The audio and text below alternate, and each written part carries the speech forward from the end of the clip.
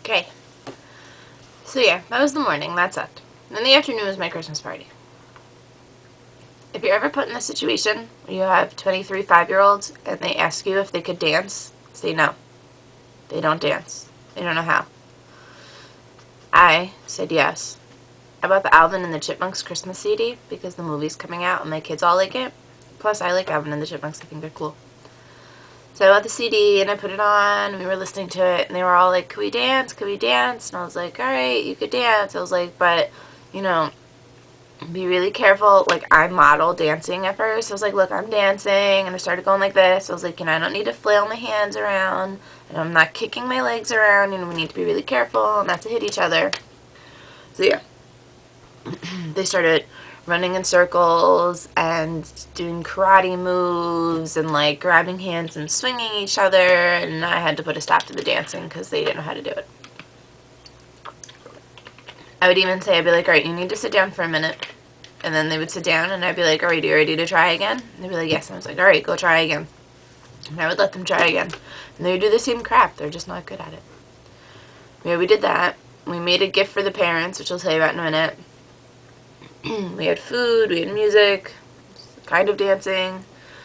We did the book exchange, which was pretty cool. I don't know if I told you this, I had each of my kids bring in a book that was no more than $5, and it was gift wrapped. And I had all of them, so I had them sit on the carpet in their squares. And I passed out the books randomly. And on the count of 3, everybody got to open their book and look at it. And I had said before, my kids are showboats. Like, clearly showboats. That's the best word I have to describe them.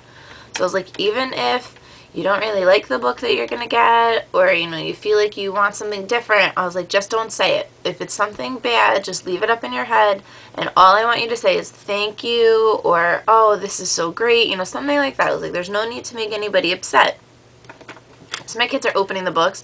They can't read the title. They don't know what it is. And they're going, "This is the best ever. I'm so excited. I got this book. This is fantastic." Like, they're so dramatic.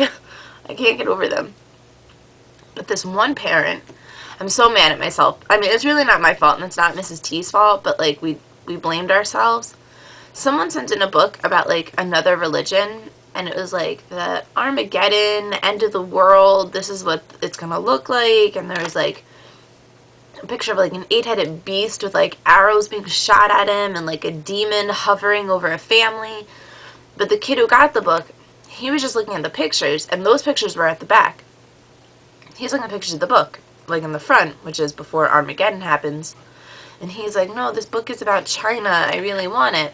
So, like, I could tell that it was very advanced, but I didn't know what it was about. It was called, like, The Final Crisis or something. So I was like, alright, I flipped through it. I didn't see any of those pictures. I just saw the ones in the beginning. And the ones in the beginning are, like, these beautifully drawn, like, painted pictures. So I was like, alright, if you really want it, I was like, I have other books, because I had brought extra books in just in case.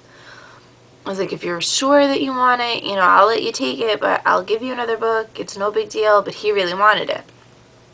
So he takes it home. Then his mom looks through. And then she was there first thing in the morning the next morning.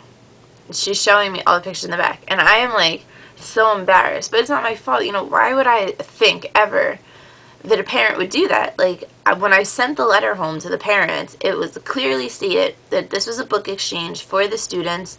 Please bring in, like, a non-gender specific book costing about $5 so we could do a Secret Santa. Obviously, it wasn't for me. It wasn't for my aide.